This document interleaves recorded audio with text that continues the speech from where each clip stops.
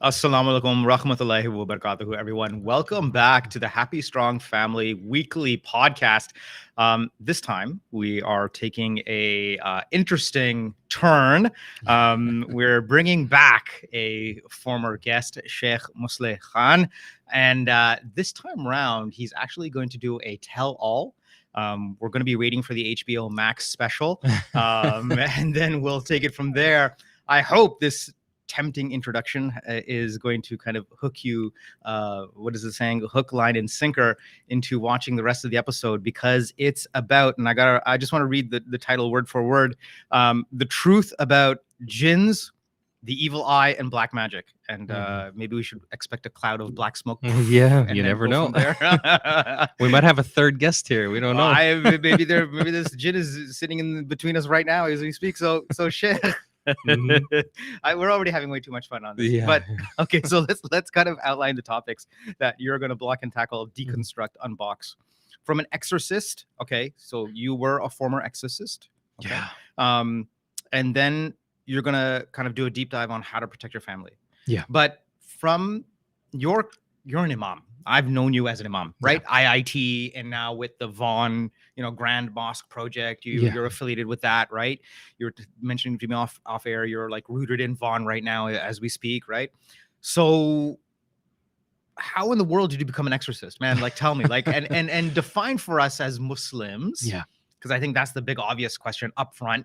And I'm not going to start mentioning names of movies and stuff, like obviously the Exorcist movie and every other kind of trope and genre out there. But as Muslims, we do believe in the unseen. Yes. Right.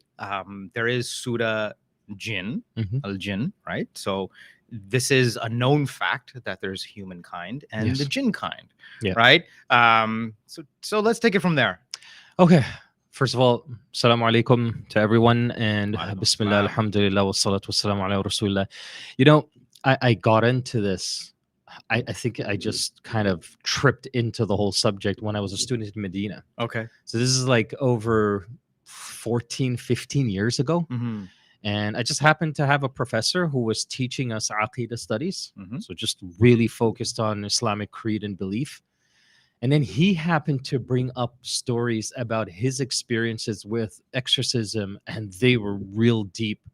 And we were all sitting there as students, first time hearing about this stuff from like a quote unquote expert. Okay.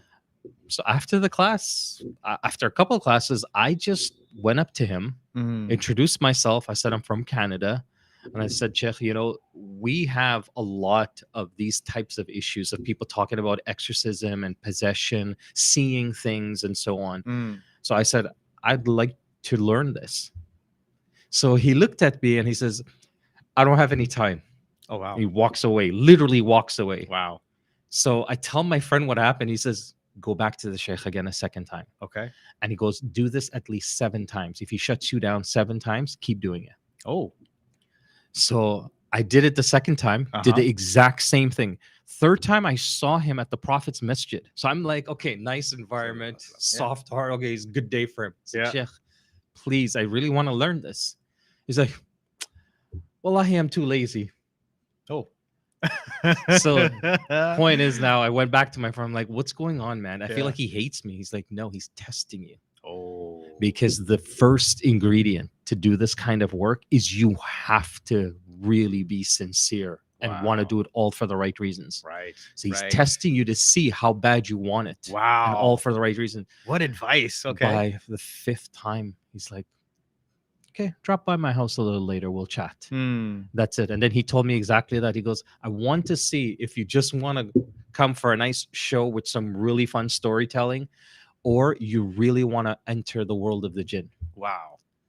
So the tahajjud started from that point, mashallah, every night. Oh my goodness. Okay. And I was really put in my place, really. And I just said, man, I got to get serious now. So I started to show myself, show Allah, show him.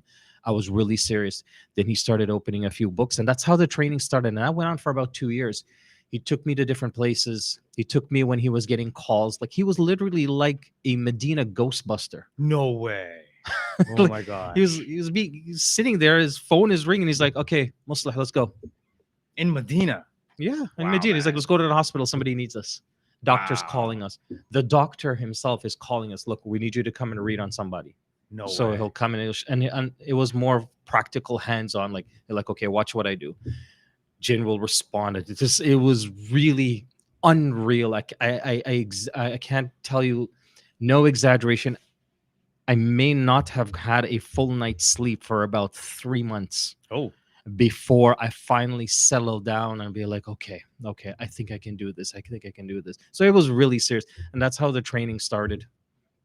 So Medina Oh days, man. Okay. and So that then where training, okay, tell us more. Okay, go from the Medina Ghostbuster yeah, life experience, okay, and under the tutelage of a sheikh in Medina, no less, yeah, right? Arab speaking. You would yeah. It think was everything's Arabic. this is the city of the Prophet Yeah. Muhammad Sallallahu Alaihi Wasallam, the most holiest place, sanctuary, and all of that other great stuff. But where did you go from there? So this training of me sitting with him and driving in his car, going in his house, went on for about 2 years consistently, and it worked out to about maybe 2 to 3 times a week. Okay. Okay. And each session, each meeting, we're spending about 4 to 5 hours together doing Wow. this. Okay. So it was extremely overwhelming. But it started to develop where the sheikh trusted me more. Hmm. He says, okay, I want to teach you a few books now. Mhm, And I mhm. said, what kind of books, Sheikh? He says, I Man. want to teach you a few books that really get your belief, your aqidah strong. So he put me in some of Ibn al-Qayyim's works, some of Ibn Taymiyyah's works, and others. And even Cool. he was an author. Later on, I got to know about the Sheikh, man. And tell you, he ended up having the reputation as the number one most skilled person in all of Medina. So I felt Wow. Mashallah. really privileged. So that encouraged me, actually, like, just keep taking from him more and more and more. Mhm. So the hands-on, then it came to the point where he's like, okay, you do it. Oh, there you go. Okay. That's where everything went. Now the student has to become the master. Okay. So we went to a hospital. There was a lady that was really ill. Okay. And this is again, in all seriousness, this is why I really want to talk about this, because the people who suffer with any kind of possession and evil eye or black marriage and that sort of thing, they really suffer. Okay. Like, it is really difficult to watch somebody go through what they go through. Mm. If you ever watched those movies like Paranormal Activity and those exorcism movies, Yeah. there's a lot of truth in them, despite that, Hollywood and all of that. There's a lot of truth of being dragged out of their rooms, off their beds, feeling a heavy presence pushing and kneeling onto them on their beds, Oh. feeling the presence of somebody breathing and talking to them, Mm. feeling this intense increase in temperature and heat around them, despite they're standing outside in the snow. Mm. Like, there's a lot of truth to that. And imagine you have to go through that every single day. So, this lady was there. She was going through all sorts of pain and struggle. And this is the first, I guess, lesson for people to look out for, that the moment when the doctor says, there's nothing we can do for you, Okay. that's when you now come to this option Okay. of starting the Ruqiya and reading and so on. Okay. So long story short, I started, Shaykh had walked me through the specific surahs to start with. So I did that from Fatiha, Ayatul Kursi, verses from Safat, Yasin, and so on. Started reciting. Then something reacts out of the patient. Oh. A voice, an Okay. action, just evil. Like, this is really what it is, just pure evil in every aspect, from the eyes to the face to the scent to the voice to the tone of the voice, everything. And it's like the person or this thing just wants to attack you, destroy you, and stop you by any means. Okay. That's the impression you get immediately. Sheikh Mm. says, okay, start, keep going, keep reading. And then the patient reacts, screaming, yelling, stop, but it's not her. Right. It's something else. Okay. And Okay. what we know and where we're taught as the jinn itself that's reacting. It's Okay. literally like there's another presence in her Mm. that's speaking and reacting. And that's kind of how the cycle goes, man. You just keep reciting and keep working and keep treating the patient until you can weaken and ultimately either destroy or command the jinn to leave. Oh. Yeah. Okay. Yeah. So I'm on this is all new to me. Yeah, I know. I threw a lot at you. Ground, man. We're always talking about family and whatnot. Deen, how to be a strong, happy Muslim. Yeah. So guide me through this, Shaykh. So, do I go into the immediate question? I got a lot of questions, but you guide me. So you tell me what would be like. Walk us through this, right? Like I'm completely new to this, unknown. Sure. I've heard the stories both in English and in Urdu, and even when a parent with good intentions, or maybe it's just parenting in general, universal parenting, when they're like, oh, so and so will come to you if you don't go to sleep right now. And the child will be like, oh, no, okay, mom, dad, I'm going to sleep. Okay, all right. Thank you. Or how it's mentioned in every culture. And yes, I know I'm going to get slammed for mentioning movies, but every culture has its own reference to some form of jinn, right? Or some form of monster, and so on and so forth. So, tell us your experience about all of this, right? So kind of break it down, because even in our title we have jinns, we have the evil eye, and then we have black magic. What would separate the three, and how can we, as just an average person, okay, Muslim, non-Muslim, but just as an average person, you've been trained in this, okay, and it is real, and the remedy as to what I'm kind of picking up on this is that you use verses of the Quran, right, which is God's word, okay, Allah's word, to counter or defeat or rid the evil presence, okay? So just walk us through the differences. Jinn, evil eye, and black magic. So when it comes to jinn possession, yes, this is something that is narrated throughout Islam, throughout the Sunnah. Even the Prophet ﷺ, he is going and treating patients, quote unquote. Well, we'll call them patients, right? Where they are literally, a woman brought her child one time. She's like, I don't understand what's wrong with him. And the Prophet ﷺ literally just began to recite in the child's mouth, and it began with Surah Al-Fatiha, and that was the end of it. Child was healed. And we have specific narrations highlighting of this whole possession and jinns entering somebody.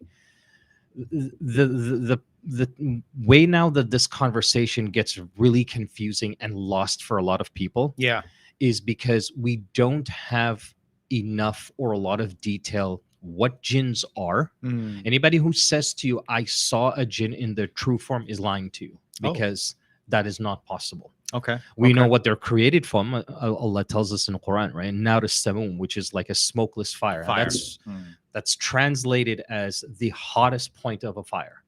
It's created from this fire. How? The process, what is it going to look like? Is it a ball of fire with eyeballs in it and all of that stuff? We don't know. Right?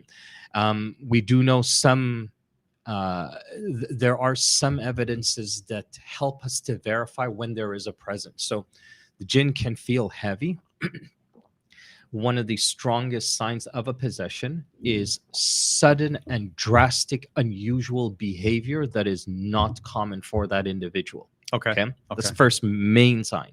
But that doesn't mean that if somebody just flips out or loses their cool or whatever, and you're like, whoa, where'd that come from? Is something on you? No. There's a process to follow. So when we come to the treatment conversation, then we'll talk about the process. But that, in a nutshell, that's what jinns are. That's what jinns can do. And a lot of people ask, why would the jinn come after me? Why do they bug us? Actually, that's something that, Iblis asked Allah before the creation of mankind. He says, and it goes back from the whole creation. You created them from clay, created me from fire. I'm better. I want to be more superior. Like, why would I submit myself and bow down and show any respect to a creation that ultimately I see as weaker than me? So it stemmed from that whole situation. Then Iblis asked Allah, says, okay, لَأُغْوِيَنَّهُمْ أَجْمَعِينَ. I want to really get at them and destroy them. Ughwiyan comes from ghawa, lahu, which is like indecency, falsehood, lying, just people with overall bad ethics and bad manners. So that's that's how we go back to the whole sudden behavioral change. You're not suddenly more generous. No, it's all the complete opposite. Everything just wrong and evil. So he says, I want to do this to them. I want to tempt them. إِلَّا عِبَادَكَ مِنْهُمُ الْمُخْلَصِينَ, except the people who are sincere. I find this really amazing, because Iblis said ibad, so all of your slaves, okay, but within all of your slaves. So a lot of people think I'm Muslim, I'm good. No, no, no. Within all of the slaves and Muslims and believers, there's a group that even Iblis recognized called mukhlasin, the people who are exceptionally sincere. Okay. They have the most protection. I can't touch them. Wow. Can't do anything. So Okay. that's like, in a nutshell, the number one factor you would use to protect yourself is just the sincere. And how to develop that and all of that is a very long conversation. Now, with respect to evil eye, Yes. with respect to black magic, these are all connected to some kind of jinn activity at the end of the day. Oh. Except with the eyes, there is a hadith of the Prophet ﷺ describing that you can actually have an evil look. The eyes can give off an evil look to somebody, and it's usually associated when somebody harbors really hatred or hasad and jealousy for not wanting good or not wanting khair for that individual, whether it be the person or something that they have. Okay. I just dislike you or that thing or both of it.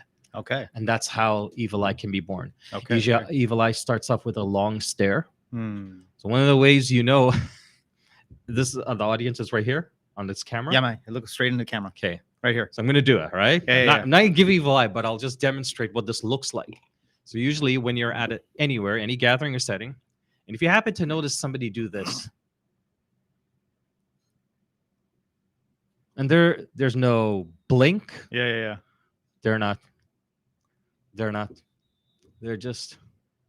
Okay. It's one of those. Wow. Okay. And I'll tell you, man, if you do what I do sometimes, and you kind of look around and just kind of have an idea who's around you, it'll shock you how often you'll find that one, and then boom, within a second or two, the worst migraine kicks in. Okay. You want to faint. Right. You had the best sleep of your life last night, but you're tired. You can't even drive. It all starts happening. Wow. Now that's with you. Or all of a sudden, your cell phone drops in a way that you've never dropped in your entire life. You just bought a brand new car and you crash it on the way out of the parking lot. Like something really bizarre. Those are usually signs of evil eye. Okay. Nobody understands how this works. When I say somebody gives you the look, what is it coming from the eyes to that individual? Nobody really understands. Okay. So a lot of mumbo jumbos associated with that. And the last thing, I know I've been going on for a while. Is the sihr. Yes. Sihr has been gone back since the time. Well, one of the most famous stories is, of course, between Musa alayhi salam and Fir'aun, right? Black magic. Yeah. So the whole idea of black magic, it is very real. It is practiced till this day. People can perform spells, and they can inject those spells with certain intentions and doing a lot of really, like, it's almost impossible to describe what it is that they do, but they do the most absurd and bizarre things, having the most bizarre bizarre and crazy items, whether it be food items, clothing, parts of your body, and things like that, mixing all and creating some kind of potion or whatever you want to call it, and creating a spell. Now that spell can only happen and work with some kind of connection that the people who do this, they develop with shayateen and jinn. Okay. So it requires the presence and the influence and participation of jinns for all of this to work. And depending what you want from them, hey, I hate my husband, he hasn't been good to me. Make him love me. Okay, here's what I need from you. Go get a piece of his toothbrush, cut a fish's tail, and bring a piece of your hair and your t-shirt, and we'll make something like really bizarre items. Throw it all together in a pot or do something with it and create the spell, and it just causes a lot of harm. Okay. Yeah. So I think producer Kashif, we got a number of questions. So let's get let's hear from the audience as well. I'm gonna kind of jump the queue, okay? Because I guess as host, I'm gonna use that privilege. See what kind of is screaming right now in the back of my mind is, how does one differentiate? Because on this show we've brought in a lot of people to talk up mental health. Yeah. Okay. A lot of people who are professionals, accredited, like you say, sincere. So what, either as a concerned parent, or maybe someone who is suffering, or maybe a friend who is seeing that one person suffer in silence, how can you, again, this is an obvious question, I think, how can you differentiate someone who is, undergoing some form of mental well-being kind of episode, some kind of break in their mental health, to an actual I'll stress that enough, actual jinn possession? Please, I think that's the obvious question a lot of people have on their minds when they're going to be watching I'm this. really glad you asked this. Yeah, Right, please. It's one of the most common questions and one of the most misunderstood ones as well, right? Because look, we don't want to underscore the seriousness. I'm just trying to find the right word. We don't want to kind of take away the heaviness of someone who is suffering in terms of a mental illness, because it is real. And thankfully now, it being 2023, enough has been done, at least here in North America, to at least remove some of the barriers associated with that. What was a stigma, it's no longer a stigma, nor should it ever be a stigma. So I think enough said from my end. Please tell. So the first thing to do, is you go and you see a doctor. Okay. You go and you get the right advice. You see a doctor, you see a professional. Okay. You go and follow the process. So if you ever feel like you have any sort of mental health struggle in your own way, no matter to what capacity, point is, something doesn't feel right. You do what we're taught to do. What we all do is that, man, I need to go see my doctor. And you start the process from there. Okay. Now the doctor says to you, look, I don't really understand what's happening here. I want to send you to a specialist. You follow through and you work down the line. For some people, that's days. Others, it's months, weeks, years. They're trying to just understand what's happening to them. Yeah. In this entire process, the Sharia helps us. The ulama also help us that nowhere in this process do you need to resort to this option of a ruqya or a reading or any sort of spiritual, ruqya, reading. You don't need to go to a jinn person or a raqi, an exorcist. Because why? You are still in this process of, there's a possibility if you're referred to this specialist, to this doctor, to this hospital, to this clinic, you're still in that. Right. Nobody has given up on you. Okay. Now that leads us to the last part of this. All right. So when do you go to the exorcist? Yes.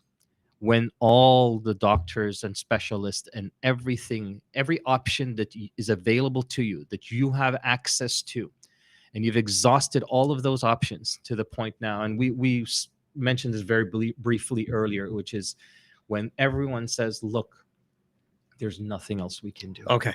I think that's the operative message. Yeah, that's the operative message, right? Now that you go to this option. Exhausted all options. It's nothing to toy with, man. Yeah. It's not something okay, let me just try it out and come. No. You're messing with an unseen world. Yes. Okay. Yes. Okay. They're older than us. They live longer than us. Incredibly powerful. They can do a lot of damage. But I don't want to, throw everyone's hopes out the window when we talk a little bit about the treatment and protecting yourself. I think that also comes to as a surprise to a lot of people how easy and accessible the protection is for all of us. Okay.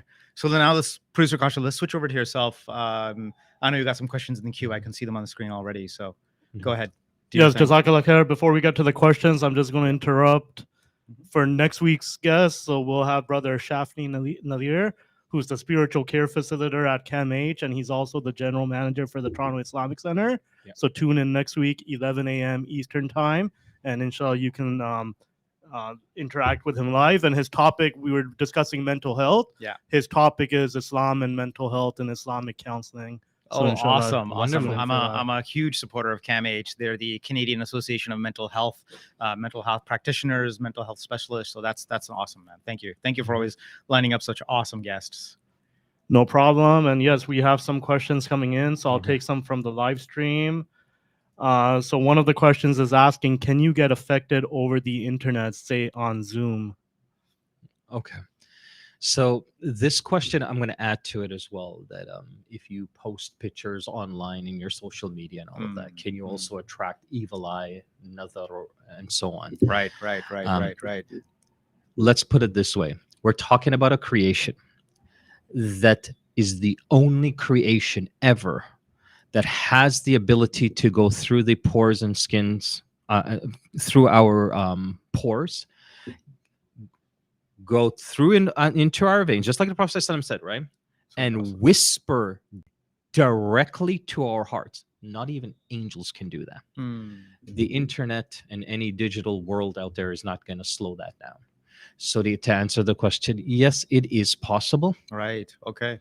This is why there are rules and etiquettes that Islam teaches us to follow, even when you go online and you kind of put yourself out to the world, right? Yeah. There's a certain etiquette, there's a certain way you present yourself, what you wear, words you choose, how you act, how much you want to be seen, how much you want to be stared at. Like, you put yourself in a very vulnerable situation, right? So once you do those things for the right intentions, you have certain goals you want to achieve. And inshallah, living a good life, an Islamic life, you should always be okay, inshallah. Yeah, inshallah. Look, at the end of the day, I know, I think as a generation or as a society at large, we've ultimately grown up with the internet. Yeah. And at first, during when Facebook was all the rage, then came along Twitter and so on and so forth. Now it's, so many other channels out there at any given moment.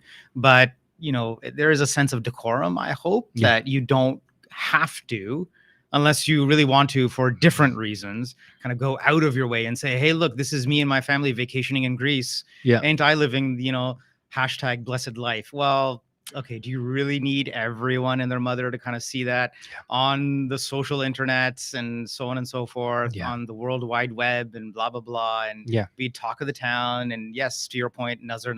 So, all right, next question. Kashif, please. Yes.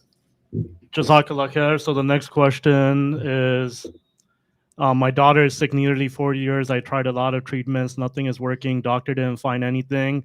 She can't live a normal life. She was a good student. Now she can't study. Most of the time she spends on bed.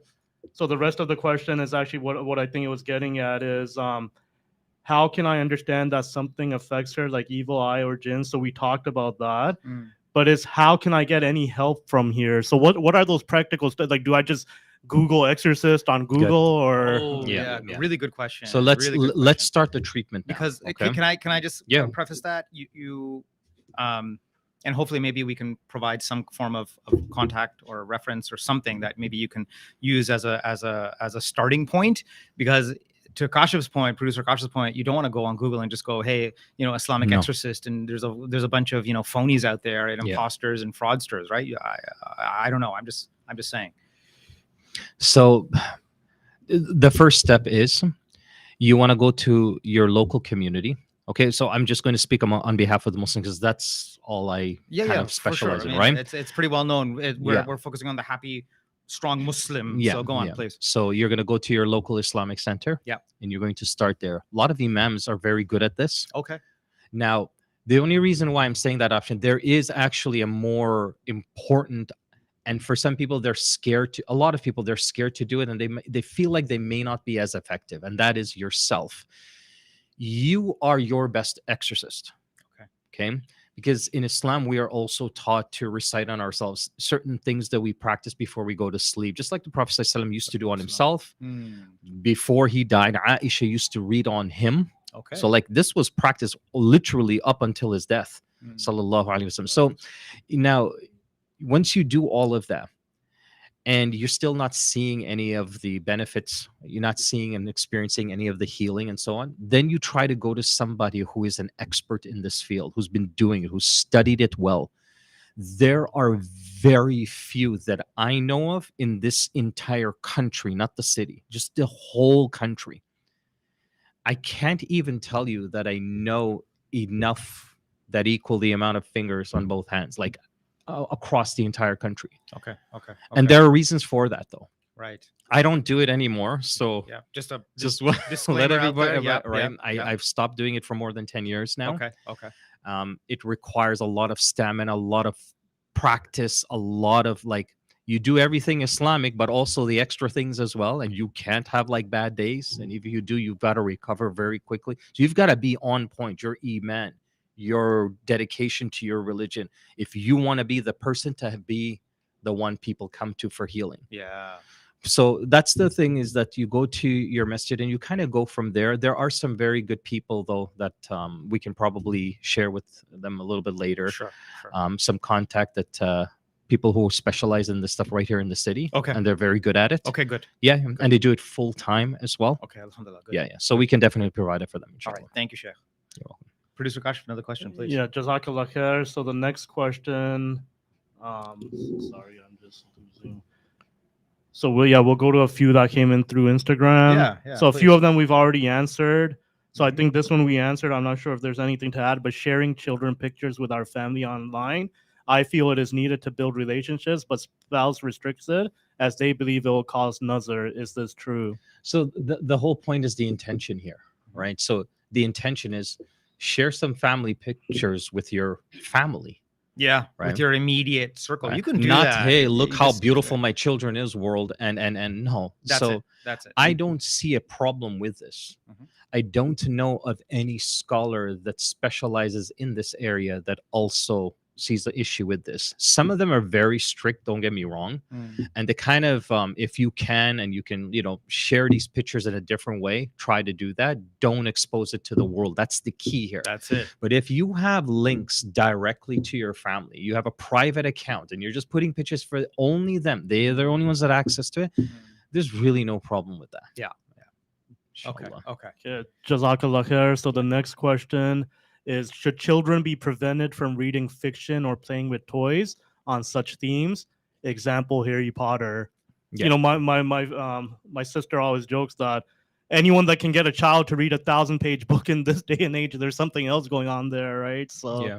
No, I mean, there's no concern for children, for them to read these things, for them to understand that world, whether it be fantasy, whether it be fiction, whether it be any of that. It's important, right? It's just like the person who asked me a while ago, can my kid wear pajamas that have pictures all over them?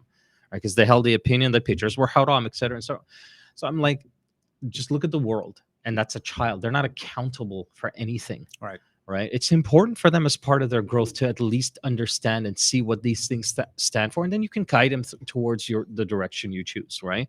But at this point, they're innocent. There's nothing harmful. There's nothing haram. And the same thing here. I mean, these are kids that are just going to watch these things, play it. They're treating them as toys and games and so on. There's no harm in it whatsoever. Okay, good to know. But when questions come up, mommy, daddy, can we really fly like that? Then obviously, you address it accordingly. Okay. Yeah. Okay, Jazakallah khair. So the next question was, so we talked about this, and there's also a live stream, but distinguishing mental health issues against evil eye nazar. Yeah. So I think we've already talked about it. So someone just asked it on the live stream also. So I'll suggest after the live stream is over, if you can just go back a few minutes, inshallah, the answer will be there. Okay, then we get some of these facts versus myths. So what is fact? What is myth? Because we hear some of these things. So one was, can jinns marry humans? Someone was asking. Yeah, I mean, it's either the person has heard this from others or they've read, because there is some commentary on this. There are stories of scholars, very early on, early Tabi'un period as well, that discuss this. Yes, there seems that there is some kind of concept of marriage amongst them. I'll add to this question.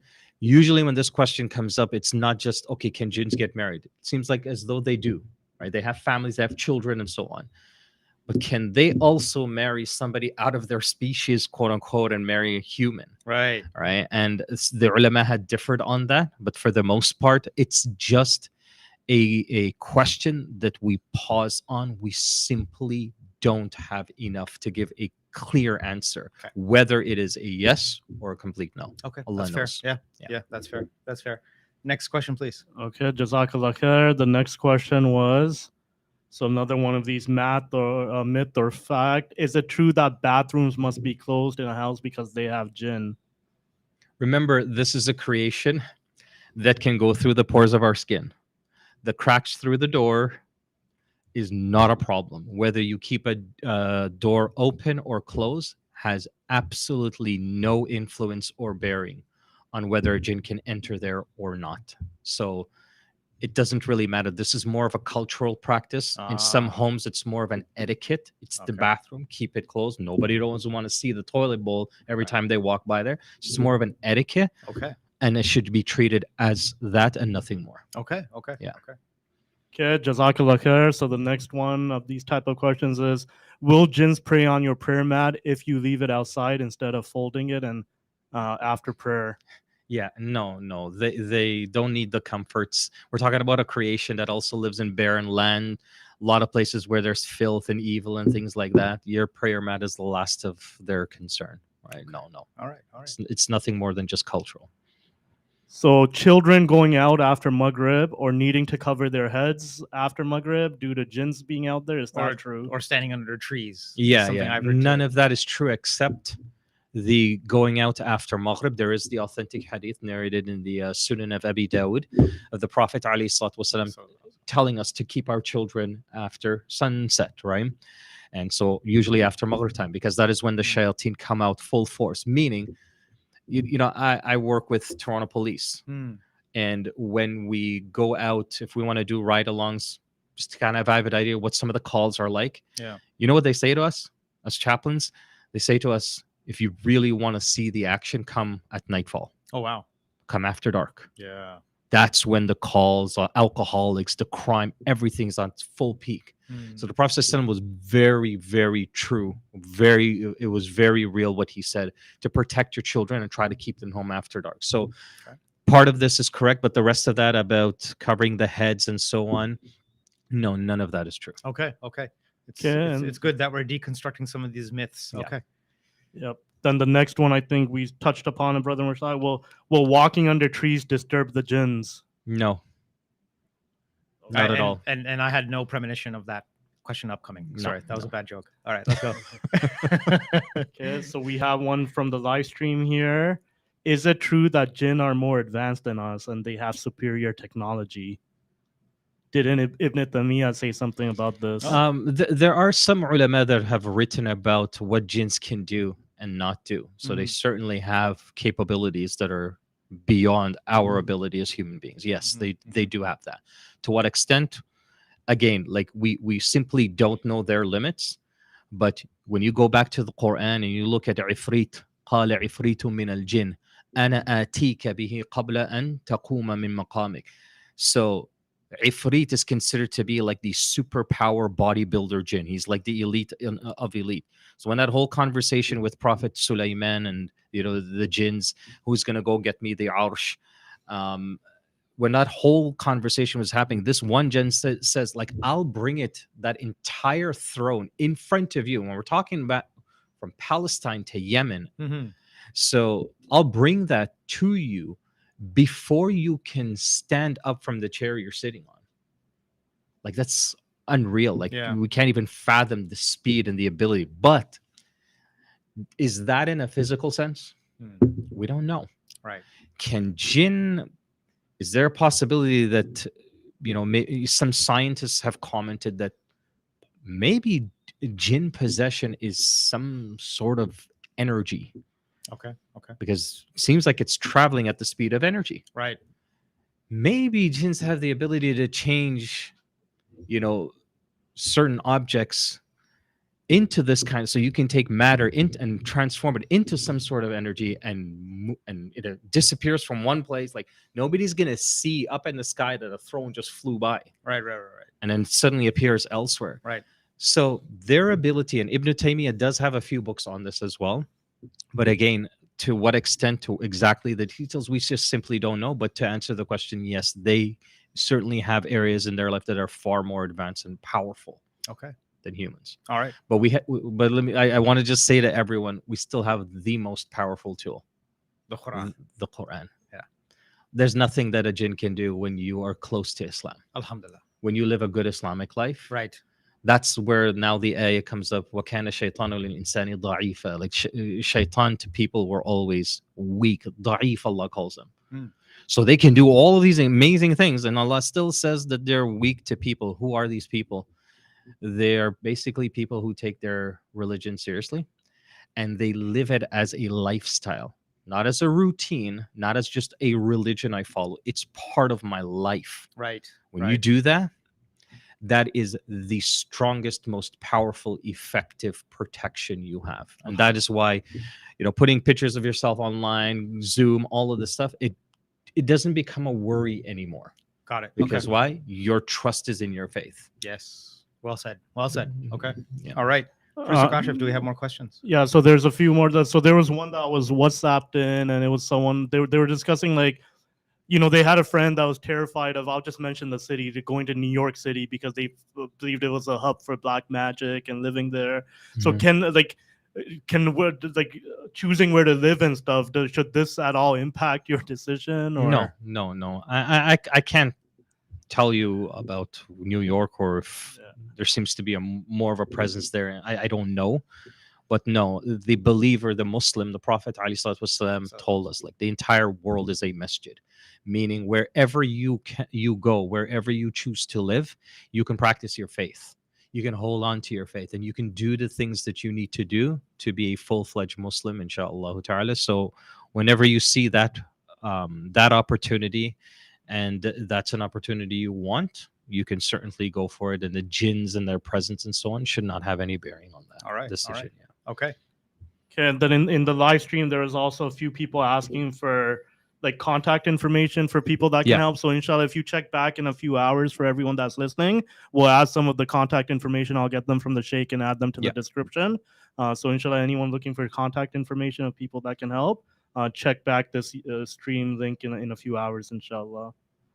So another question was coming in. Are there any books in English to read on this topic that you would suggest? Yeah, Dr. Bilal Phillips' book on exorcism is a great start. He wrote a thesis on it years ago, and that's a great start. Once you go from there, he also recommends a couple of books. There's some good websites as well. Ruqiya.com is a great website as well. I believe it's spelled Ruqya or Ruqyai. It's one of those two, Ruqiya.com, and lots of resources there.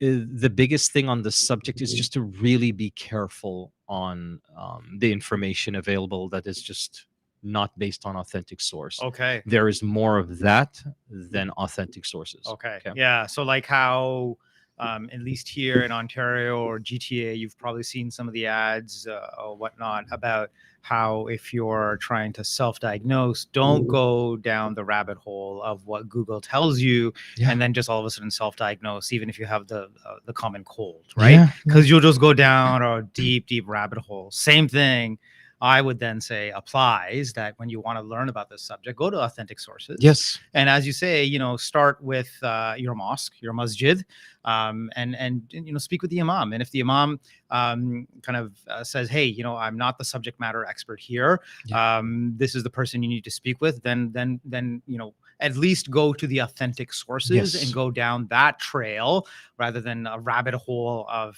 just the internet, because there's so much out there that is not authentic at all, right? People are just doing it for various reasons. So just be forewarned, please. Producer Kashiv, any other questions? Yeah, we have a few more questions flowing in. A lot of is it true type questions. Okay. So is it true sometimes parents' evil eye can affect kids? How can parents keep safe their children from that? Yeah, and it's very true, and it's very real. We can certainly do that to our own kids. And I think that a lot of parents take that for granted.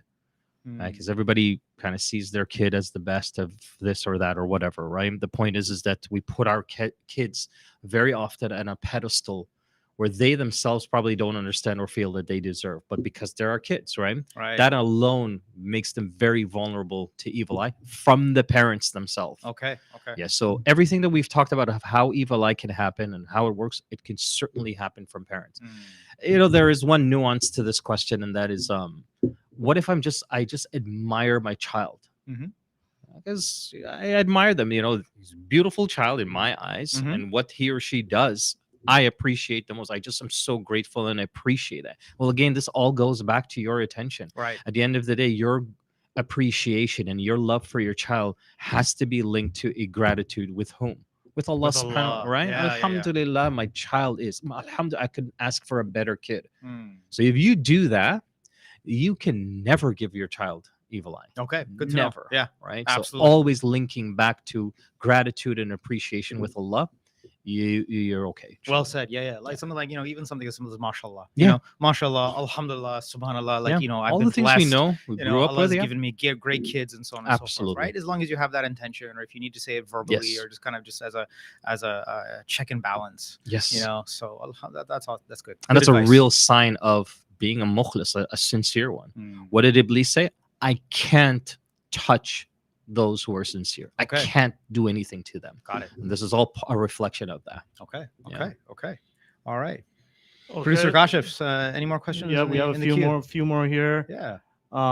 So I know we talked about after dark, but this one was asking specific. Why is it important for people to be indoors during Maghrib time? I know, as soon as Maghrib is, there's a huge rush to get people indoors sometimes, or stop doing what you're doing.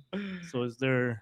So it's it's similar to what we discussed, and the rule here is not a specific time. It's generally when it starts to become dark. Like, as you start to see that it's getting darker and darker, nobody likes to be out on the street.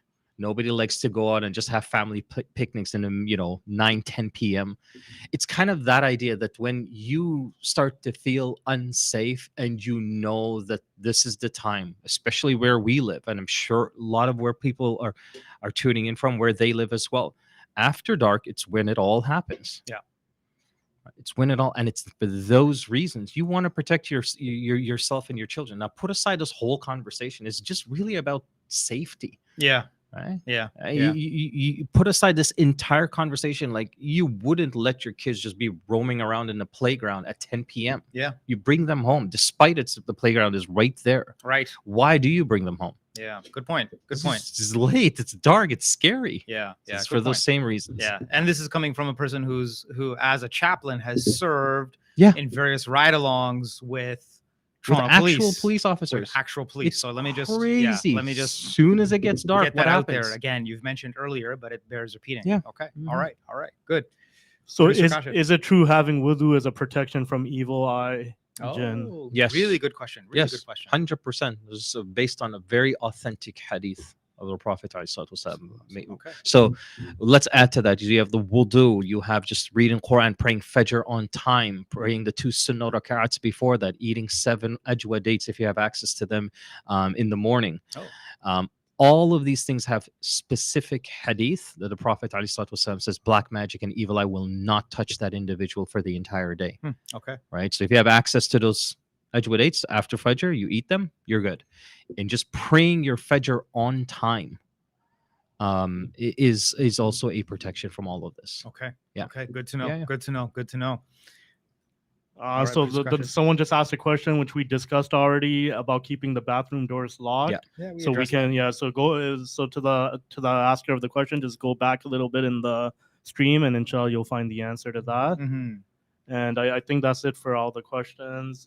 Sorry, there was one here, but it's more about dream interpretation, I think. So I'm not sure if this is but I'll just read it, and you can, if it's not for you, you can comment on that. Someone has a smokeless flame in their mouth, and they are reading something you can't tell, and you keep reading Ayatul Kursi and feel weaker and weaker in a dream. What do you make of this?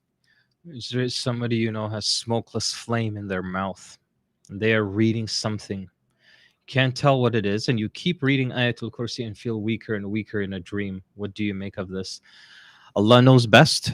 It does just sound like the typical jinn waswasa that we get in our dreams. And it's for the questioner, It's great that you're able to actually react, and in this case with Ayatul Kursi, despite how you end up feeling weaker. But the fact that that happens, and I'll just leave it at that. It's a good thing. But usually dreams like this is just very typical, very normal.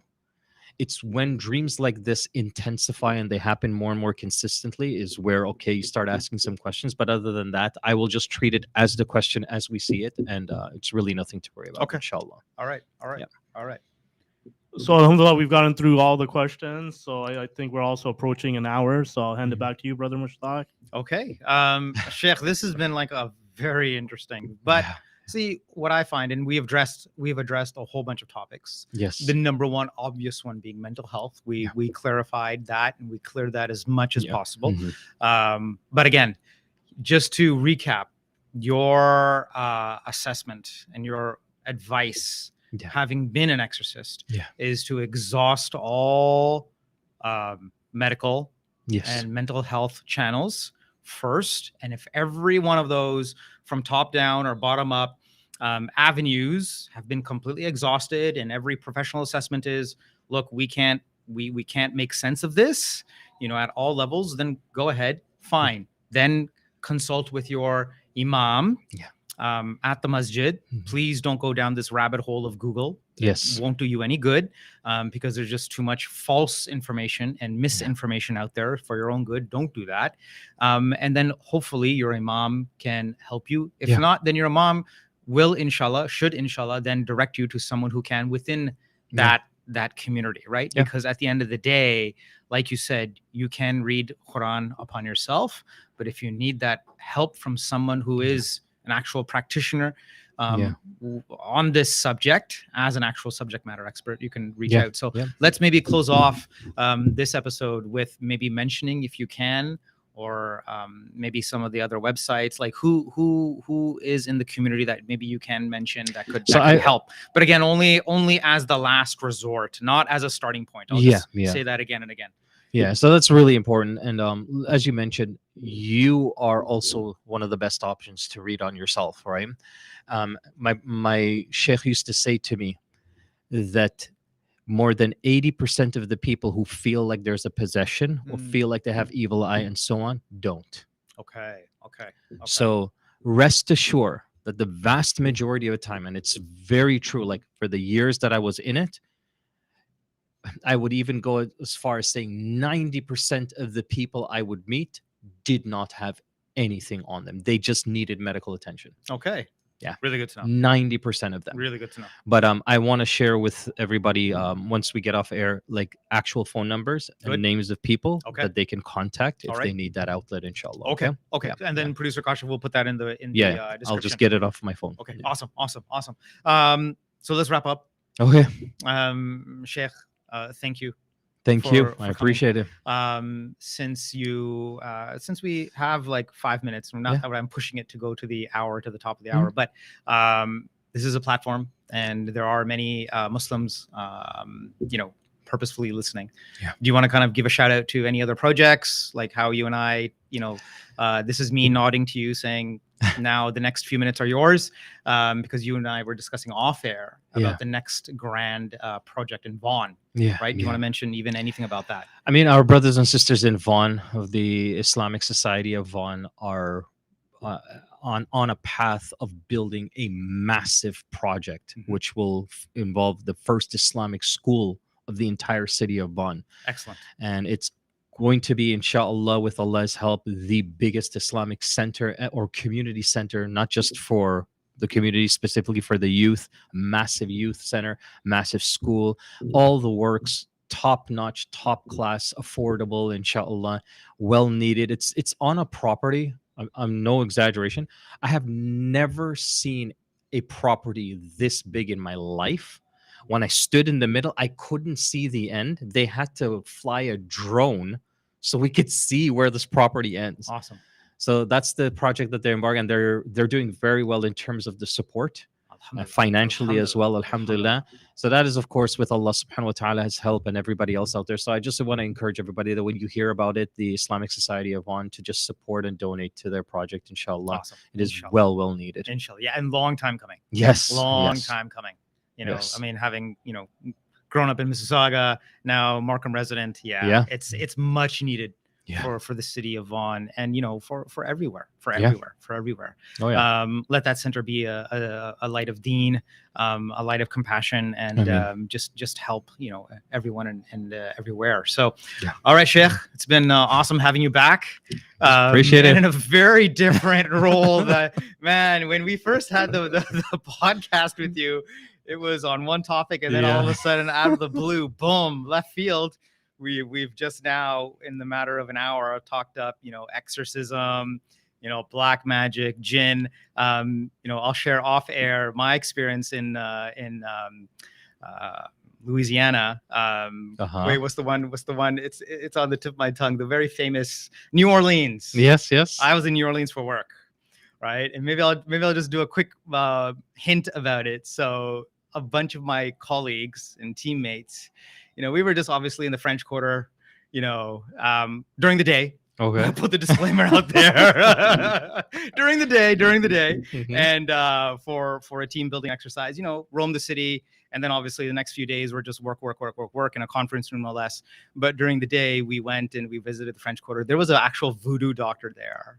Oh, okay? Wow. Yeah, an actual honest to goodness voodoo doctor.